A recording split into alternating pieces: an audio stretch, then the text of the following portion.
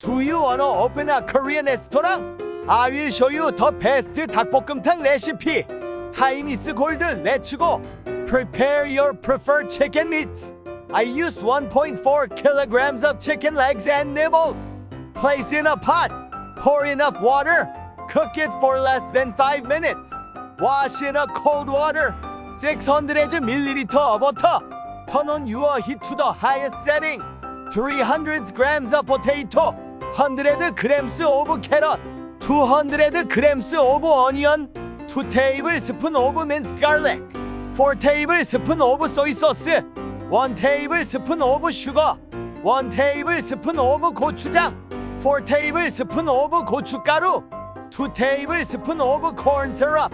4 tablespoons of cooking wine. 1 teaspoon of white MSG. Half teaspoon of grounded pepper. Half teaspoon of turmeric powder. Half teaspoon of grounded ginger. Cook for 20 to 30 minutes. Put some spring onion for the garnish. It's all done. Now you can open a Korean restaurant. Good luck.